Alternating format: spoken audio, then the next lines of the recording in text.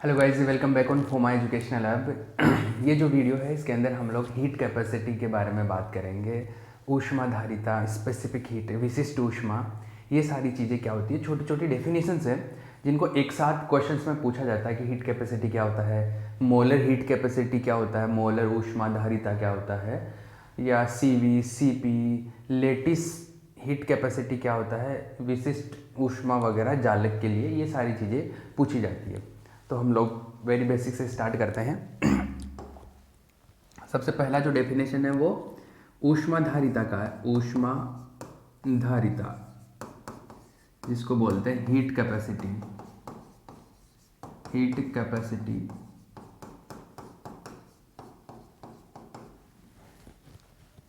देखो, heat capacity क्या है, जैसे मान लो, समझना इस बात को, एक बीकर है, एक और बीकर है, इसके अंदर मैंने पानी डाल रखा है ना, H2O है, इसके अंदर मान लो मैंने अल्कोहल डाल रखा है, ठीक है। अल्कोहल का फॉर्मूला क्या होता है, C6H5, जो भी होता है OH, जो भी है। हाँ, तो इसमें अल्कोहल है, ठीक है ना, इसमें H2O है, इसमें अल्कोहल है, अलग अलग टाइप का मटेरियल है दोनों के अंदर। अब वैसे तो हम सॉलिड की बात करें, लेकिन मैं एग्जांपल लिक्विड से दे रहा हूँ, ये बात समझ लेना। तो H2O है, इसमें अल्कोहल है, सपोज इसका टेम्परेचर है 30 डिग्री सेंटीग्रेड, इसका भी टेम्परेचर है 30 डिग्री सेंटीग्रेड, कुछ भी है। मैं इसको गर्म कर रहा हूँ, अभी मैं क्या कर रहा हूँ, इसको गर्म कर रहा हूँ, इसको भी गर्म कर रहा हूँ। इसको गर्म करके मैंने इसका टेम्परेचर 30 डिग्री से 31 डिग्री सेंटीग्रेड कर दिया, और इसको भी गर्म करके 31 से 31 डिग्री सेंटीग्रेड तक ले गया।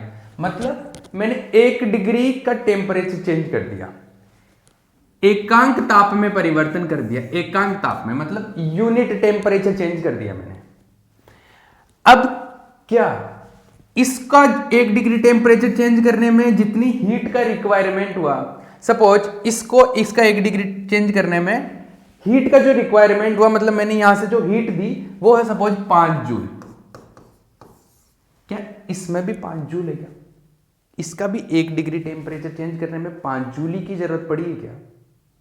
हाँ, जरूरी नहीं है। ये डिफरेंट टाइप का मटेरियल है। हो सकता है कि कोई चीज जल्दी गर्म हो जाए, हो सकता है कोई चीज धीरे धीरे गर्म हो। है ना बात समझ में? तो वो मटेरियल टू मटेरियल डिपेंड करता है कि कोई चीज है वो जल्दी जल्दी हीट ले लेता है, कोई धीरे धीरे हीट लेता है। तो डिपेंड करता है मटेरियल टू मटेरियल। तो किसी भी मटेरियल का 1 डिग्री टेम्परेचर या 1 केल्विन टेम्परेचर या 1 फ़ारेनहाइट टेम्परेचर, मैं एकांक ताप की बात कर लेता हूं कि यूनिट टेम्परेचर चेंज करने के लिए जितनी हीट की रिक्वायरमेंट होती है, जितनी ऊष्मा की आवश्यकता होती है एकांक ताप में परिवर्तन के लिए, उस ऊष्मा की जो मात्रा होती है हीट का, that quantity is known as heat capacity, ऊष्माधारिता। ठीक है, जैसे मेरा बॉडी है, मेरा टेम्परेचर, जैसे अभी रूम टेम्परेचर की बात करूँ तो मान लो 28 डिग्री सेंटीग्रेड के अराउंड है मेरा टेम्परेचर। अब अगर मेरे को गर्म किया जाए और मुझे हीट प्रोवाइड की जाए और मेरा टेम्परेचर 28 से 29 हो गया, अब 28 से 29 हो गया, 1 डिग्री टेम्परेचर चेंज हो गया, इसके लिए मुझे कितनी हीट दी गई, वो हीट का जो अमाउंट होगा वो मेरी हीट कैपेसिटी हो जाएगी, वो मेरा ऊष्माधारिता हो जाएगी। क्लियर? सिंपल। तो लिख लो इसका डेफिनेशन। और हाँ, अभी हम जो बात कर रहे हैं, क्योंकि सॉलिड स्टेट का स्टडी कर रहे हैं, तो हम यहां पे जो भी बातें करेंगे वो सॉलिड मटेरियल्स के लिए बात कर रहे हैं। जैसे मैंने एग्जांपल तो H2O का दे दिया, पानी का दिया था मैंने। H2O वैसे आइस फॉर्म में भी हो सकता है, बर्फ की फॉर्म में भी हो सकता है, लेकिन मैंने जो एग्जाम्पल दिया था पानी का, लिक्विड्स का दिया था। बट हम यहाँ पे सॉलिड मटेरियल्स के लिए बात कर रहे हैं। क्लियर? चलो आगे चलते हैं। ये हाँ, डेफिनेशन लिखो इसका, हीट कैपेसिटी का हेडिंग लिख लो, हीट कैपेसिटी डेफिनेशन लिखो। किसी किसी ठोस पदार्थ के एकांक ताप में परिवर्तन के लिए, किसी ठोस पदार्थ के एकांक ताप में परिवर्तन के लिए आवश्यक किसी ठोस पदार्थ के एकांक ताप में परिवर्तन के लिए आवश्यक ऊष्मा की मात्रा को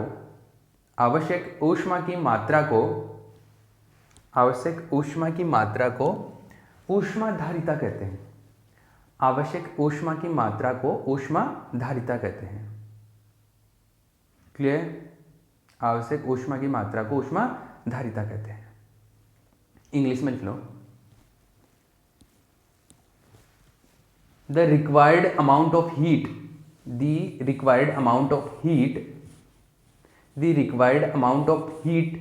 to increase the temperature of a material, the required amount of heat to increase the temperature of the material, solid material लिख लो, the material, the required amount of heat to increase the temperature of a solid material by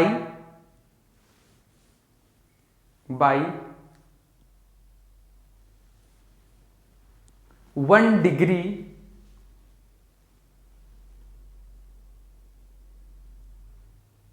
और 1 kelvin, bye 1 degree और 1 kelvin. Bracket में आप लिख लेना unit, 1 unit, ऐसे भी लिख सकते हो आप ब्रैकेट में 1 यूनिट बाय 1 डिग्री और 1 kelvin is known as heat capacity, is known as heat capacity. आगे बात समझ, ये क्या होता है? हीट कैपेसिटी होता है। कुल मिला के बात समझ में आई? चलो, ये ऊष्माधारिता मुझे समझ में आई, हीट कैपेसिटी समझ में आई। अब एक और वर्ड होता है जिसको बोलते हैं स्पेसिफिक हीट, विशिष्ट ऊष्मा। क्या बोलते हैं इसको? विशिष्ट ऊष्मा। इसको बोलते हैं विशिष्ट ऊष्मा। नेक्स्ट डेफिनेशन, विशिष्ट ऊष्मा, स्पेसिफिक हीट।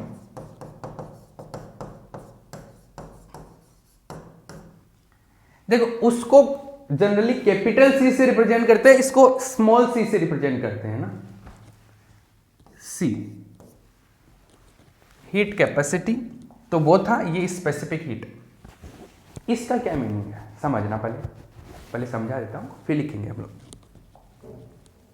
देखो, लैंग्वेज आप अपने हिसाब से बना सकते हो, जरूरी नहीं कि मैं जो लैंग्वेज लिखवाता हूं वही लिखे, बट आपको मीनिंग अगर समझ में आ जाता है, कहीं ना कहीं आपके दिमाग में इसका एक्सप्लेनेशन या मीनिंग समझ में आ गया है, तो आप डेफिनेशन खुद बना सकते हैं। तो समझने पे ज़्यादा फोकस करें, लेकिन एग्जाम में लिख के रिप्रेजेंट करना है तो उस पर भी थोड़ा ध्यान दें। हाँ जी, तो अभी तो हमने ये बात की थी हीट कैपेसिटी की, आप 1 डिग्री टेम्परेचर बढ़ाओ तो जितनी हीट आपने दी है वो क्या हो जाएगी? इसकी हीट कैपेसिटी हो जाएगी। लेकिन आपने यहां पर यह बात नहीं की थी कि पानी कितना था या यहां पर अल्कोहल कितना डाल रखा था आपने इसके अंदर। यहां पर सपोज 5 लीटर आपने बर्फ डाल रखा था, मैं पानी की नहीं बात कर रहा, बर्फ की बात कर रहा। 5 लीटर बर्फ था, पहले 5 लीटर बर्फ था और 5 लीटर का टेम्परेचर आपने 30 से 31 किया, तब जितनी हीट जरूरत पड़ी वो इसकी हीट कैपेसिटी हो गई, ऊष्माधारिता हो गई ना। अगर ये 10 लीटर होता, ये 10 लीटर होता, तब भी आप इसका 30 से 31 डिग्री तक लेके जाते, जितनी हीट की रिक्वायरमेंट होती वो भी क्या होती? ऊष्माधारिता होगी। अभी 10 लीटर है तो ज्यादा की जरूरत पड़ेगी ना यहाँ पे, तो वो भी क्या होता? ऊष्माधारिता होता, वो भी हीट कैपेसिटी होता। मतलब जितना भी आपका मटेरियल है ना, कितना भी हो, उसका टोटल का टेम्परेचर यूनिट से चेंज करने के लिए, एकांक तापमान में परिवर्तन करने के लिए जितना जरूरत है उतना हीट कैपेसिटी होगा। तो वो मटेरियल का अमाउंट फिक्स नहीं है, कितना भी ले सकते हो आप, 1 लीटर 2 लीटर कितना है, 1 किलो 2 किलो 5 मोल 10 मोल जितना भी लेना चाहो, ठीक है। लेकिन अगर मैं मटेरियल को भी फिक्स कर दूं, मतलब 1 किलो की बात करूं मैं, या 1 ग्राम की बात करूं, या 1 मोल की बात करूं, या 1 लीटर की बात करूं, क्योंकि 1 पे बात कर लेते हैं ना हम लोग कि 1 लीटर के लिए कितना जरूरत है, फिर आप भले उसमें कितना भी ले लो, आप टोटल के लिए कैलकुलेट कर सकते हो। तो एकांक के लिए निकालना है, मतलब आप 1 डिग्री टेम्परेचर बढ़ाओ और देखो कितनी हीट की जरूरत पड़ी, लेकिन वो सारा कैलकुलेशन 1 किलो के लिए करो या 1 ग्राम के लिए करो या 1 मोल के लिए करो या 1 लीटर के लिए करो, मतलब अमाउंट भी क्या है उसका मटेरियल का फिक्स कर दो, ताकि अपने को एक आइडिया रहे कि 1 लीटर के लिए ऐसा होता है, तो फिर आप 1000 लीटर ले लोगे तो आप मल्टीप्लाई करके टोटल कैलकुलेट कर लोगे।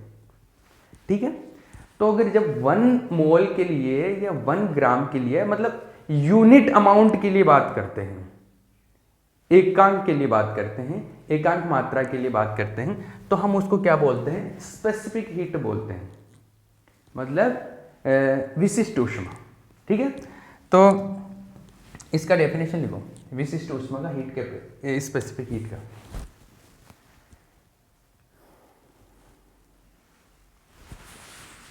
देखो,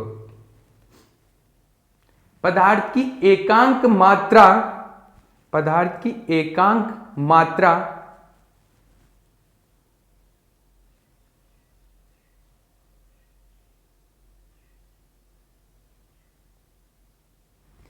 पदार्थ की एकांक मात्रा के इकाई ताप में परिवर्तन के लिए, के इकाई ताप में परिवर्तन के लिए आवश्यक ऊष्मा, आवश्यक ऊष्मा की मात्रा, आवश्यक ऊष्मा की मात्रा विशिष्ट ऊष्मा कहलाती है। आवश्यक ऊष्मा की मात्रा विशिष्ट ऊष्मा कहलाती है। इंग्लिश में लिखो,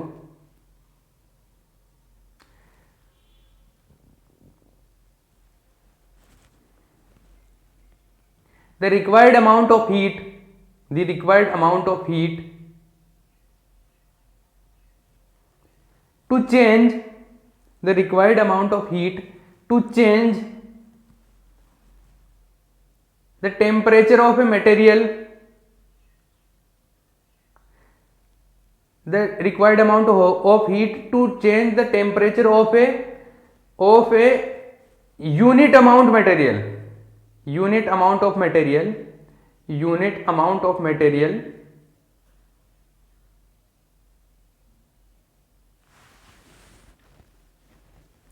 by 1 degree or 1 Kelvin, by 1 degree or 1 Kelvin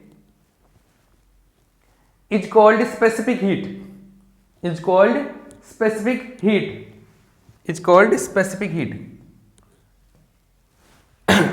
ठीक है, ये विशिष्ट ऊष्मा हो जाएगी।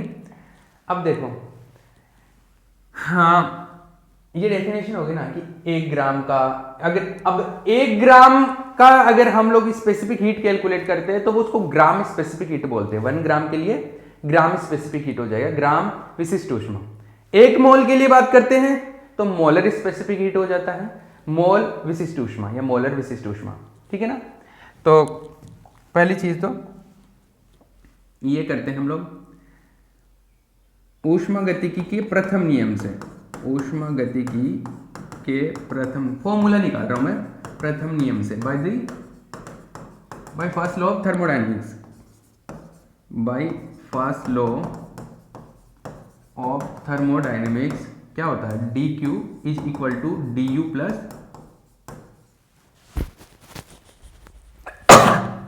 सॉरी,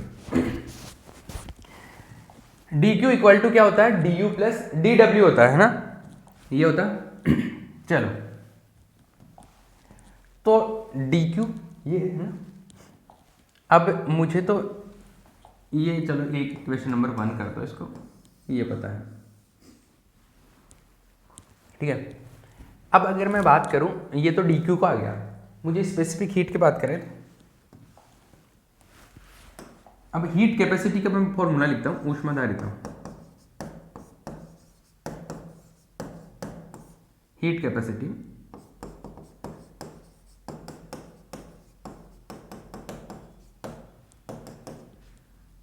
इसको कैपिटल सी से लिख रहा हूं, हीट कैपेसिटी है ना,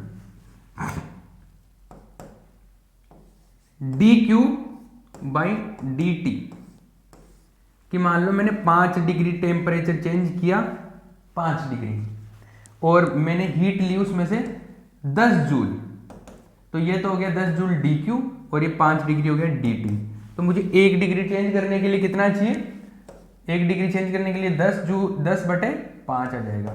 ऐसे तो करते हैं। 5 डिग्री चेंज करने के लिए 10 जूल ली मैंने, डी क्यू आ गया। तो 1 डिग्री के लिए 1 डिग्री के लिए कितना किया गया, क्या जाएगा 10/5, तो D Q by D T, ये फॉर्मूला बन गया। ये टोटल हीट, ये टोटल टेम्परेचर में चेंज। तो एकांक के लिए कैलकुलेट करते हैं, 1 के लिए तो हम लोग डिवाइड करते थे, डी टी आ गया। क्लियर? ये आ गया स्पेसिफिक हीट, सॉरी इसे हीट कैपेसिटी आ गया। अभी मैंने अमाउंट की बात नहीं की कि 1 मोल है या 1 ग्राम है, ये बात नहीं की मैंने अभी।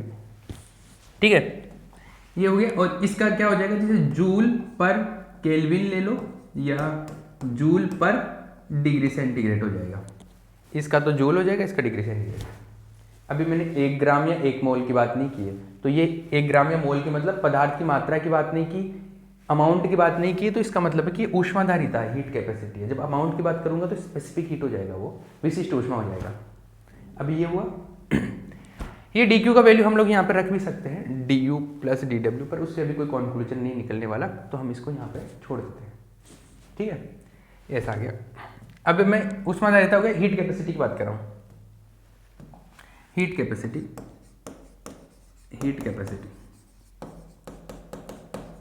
विशिष्ट, सॉरी स्पेसिफिक हीट की बात कर रहा हूँ, सॉरी स्पेसिफिक हीट, विशिष्ट ऊष्मा, विशिष्ट ऊष्मा, स्पेसिफिक हीट। स्पेसिफिक हीट को बोल देते हैं हम लोग CV, ऐसे रिप्रेजेंट कर देते हैं जनरली। तो सॉरी CV नहीं, C, स्मॉल c से, तो इसको मैं रिप्रेजेंट कर रहा हूँ स्मॉल c से। तो ये हो जाएगा, ये भी हो जाएगा D Q by D T. लेकिन इसमें क्या होगा, यूनिट ग्राम के लिए या यूनिट मोल के लिए वैसे होगा, है ना। तो ये अलग अलग तरीके से आएगा। इसका जो यूनिट होगा ऐसे आएगा, जूल पर केल्विन पर ग्राम या पर मोल, ऐसे आएगा ना। क्योंकि 1 ग्राम या 1 मोल के लिए कैलकुलेट कर रहे हैं, तो या तो मैं यहाँ पे लिख देता हूँ पर ग्राम, या मैं ऐसे लिख देता हूँ जूल पर केल्विन पर मोल, पर केजी भी आ सकता है। बट हम लोग जनरली जो कैलकुलेशन करते हैं वो तो या तो ग्राम में करते हैं या मोल में करते हैं, इस टाइप के कैलकुलेशन जो होते हैं। पर बाकी पर ग्राम, पर केजी, पर मोल, 1 लीटर पर लीटर, सब कुछ ही आ सकता है। पर हम लोग जो मोस्टली यूज किए जाते हैं वो लिख दिए मैंने यहाँ पे। ठीक है, अब अगर ग्राम में लेंगे तो उसको ग्राम विशिष्ट ऊष्मा बोलेंगे। अगर 1 ग्राम के लिए विशिष्ट ये हीट कैपेसिटी कैलकुलेट करते हैं 1 ग्राम के लिए, तो वो ग्राम इस विशिष्ट ऊष्मा हो जाएगी। 1 मोल के लिए करते हैं तो मोलर विशिष्ट ऊष्मा हो जाएगी, molar specific heat, gram specific heat. तो इन दोनों की डेफिनेशन और लिखवा देता हूं मैं। तो सबसे पहले तो हम लोग ग्राम विशिष्ट ऊष्मा या मोलर विशिष्ट ऊष्मा लिखवा देता हूं, मोलर, मोलर विशिष्ट ऊष्मा, मोलर स्पेसिफिक हीट, मतलब 1 मोल का टेम्परेचर 1 डिग्री चेंज करने में जितना हीट रिक्वायरमेंट होगा उसको बोलेंगे ये। ठीक है, तो लिखो 1 मोल ठोस पदार्थ, 1 मोल ठोस पदार्थ का तापमान, 1 मोल ठोस पदार्थ का तापमान, 1 मोल ठोस पदार्थ का तापमान 1 डिग्री या 1 केल्विन, 1 मोल ठोस पदार्थ का तापमान 1 डिग्री या 1 केल्विन परिवर्तित करने के लिए, 1 डिग्री या 1 केल्विन परिवर्तित करने के लिए आवश्यक ऊष्मा की मात्रा, आवश्यक ऊष्मा की मात्रा, आवश्यक ऊष्मा की मात्रा मोलर विशिष्ट ऊष्मा कहलाती है। आवश्यक ऊष्मा की मात्रा मोलर विशिष्ट ऊष्मा कहलाती है। आवश्यक ऊष्मा की मात्रा मोलर विशिष्ट ऊष्मा कहलाती है। ठीक है, क्लियर? इंग्लिश में लिखो, the required amount of heat, the required amount of heat to change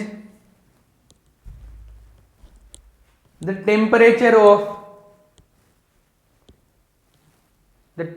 to change the temperature of 1 mole solid material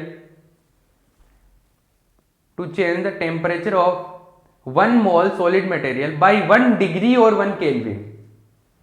By 1 degree or 1 Kelvin is known as molar specific heat. Is known as molar specific heat. ये molar specific heat हो गया।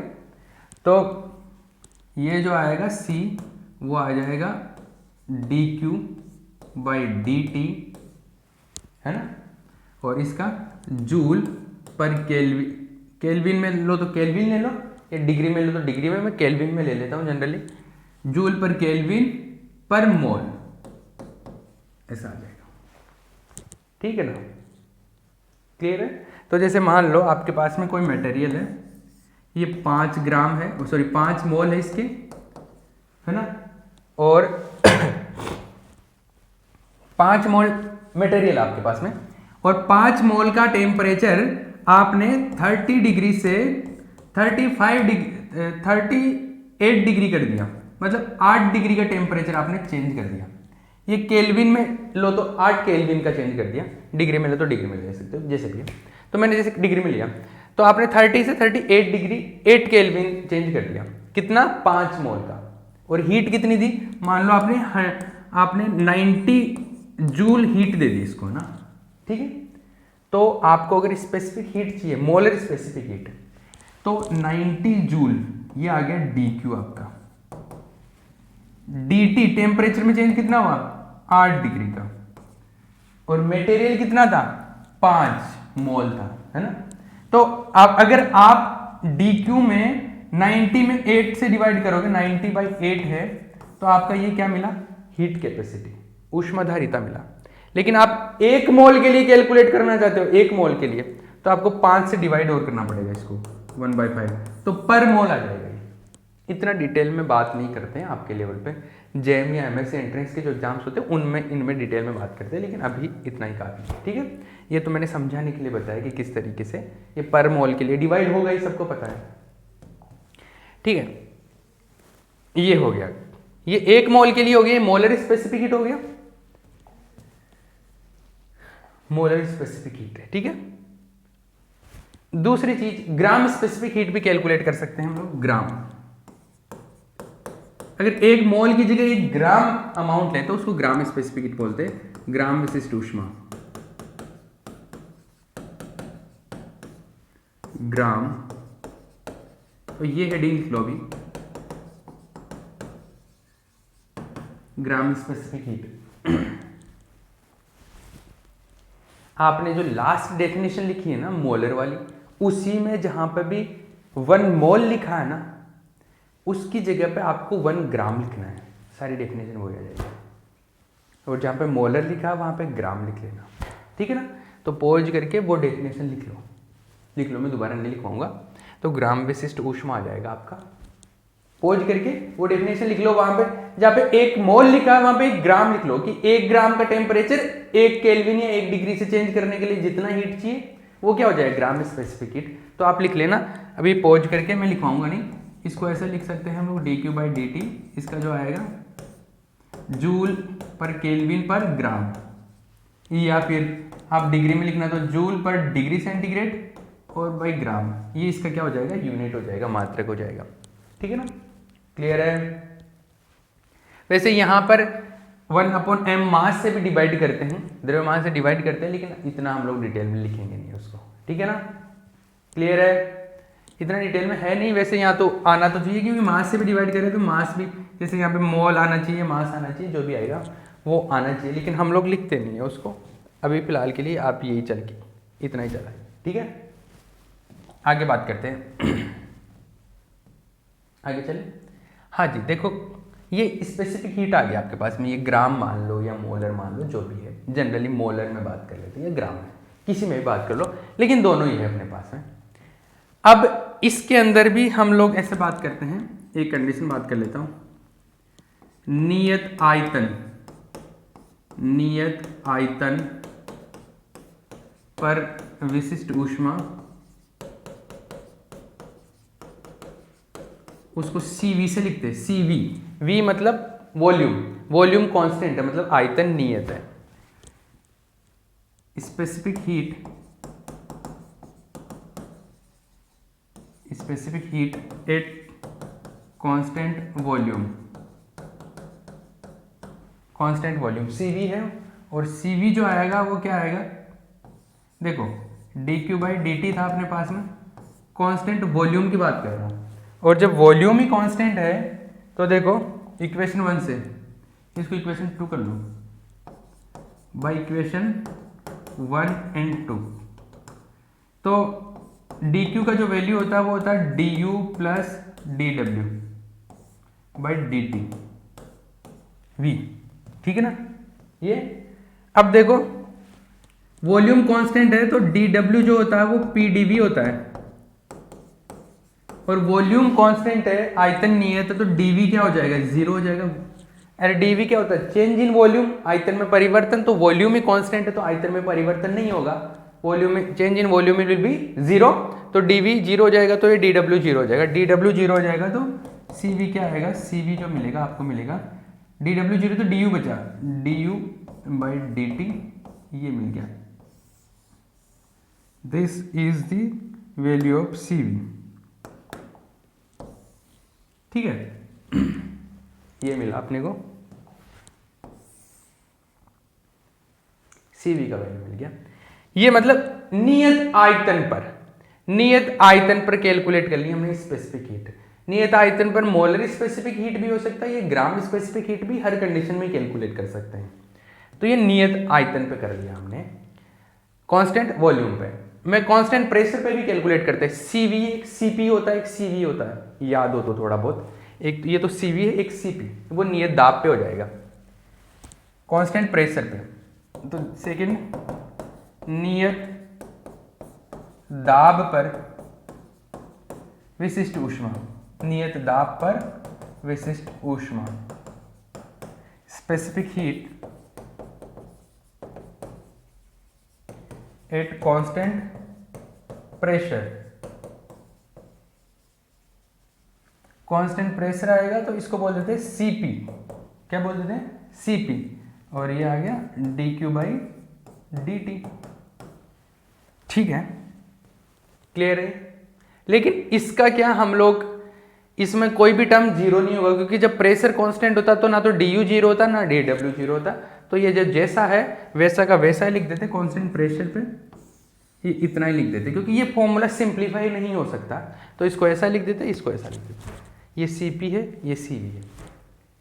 अब देखो solid materials के लिए अगर बात करें, ठोस पदार्थों के लिए, तो ठोस पदार्थों के लिए अगर मैं बात करूं तो वॉल्यूम जो होता है वो जनरली वैसे ही कांस्टेंट होता है। सॉलिड मटेरियल्स को गर्म करते हैं तो इतना ज्यादा वॉल्यूम में चेंज नहीं होता है। वो अगर लिक्विड में चेंज हो गया तब तो बात अलग है। अदरवाइज अगर सॉलिड मटेरियल का टेम्परेचर चेंज कर रहे हो तो सॉलिड का वॉल्यूम इतना ज्यादा चेंज नहीं होता है, तो उसका CP और CV क्या होता है, ऑलमोस्ट बराबर ही होता है, लगभग बराबर होता है। तो यहां पर आप एक नोट भी लिख सकते हो, नोट लिख लेना यहाँ पे, ये तो छापना ही है, ये तो सारा सब कुछ छापना ही है। देखो मैं एक चीज फिर बता रहा हूं, जब एक ग्राम स्पेसिफिक हीट और मोलर स्पेसिफिक हीट कैलकुलेट करते हैं तो यहाँ पे मास से भी डिवाइड करते हैं। एक्चुअल में तो ये चीजें होती हैं, लेकिन इतना डेप्थ में हम लोग बात करेंगे नहीं इसकी, क्योंकि इतना डिटेल में नहीं जाना है। आप BSc कर रहे हो तो इतना डिटेल में नहीं बताऊंगा मैं। हाँ जी, नोट लिखते हैं हम लोग, लिखो। ठोस पदार्थों के लिए CV एवं CP के मान लगभग बराबर होते हैं। CP and CV are almost equal for solid materials. CP and CV are almost equal for solid materials. ठोस पदार्थों के लिए CP एवं CV के मान लगभग बराबर होते हैं। CP एवं CV के मान लगभग बराबर होते हैं, ठीक है। अब एक और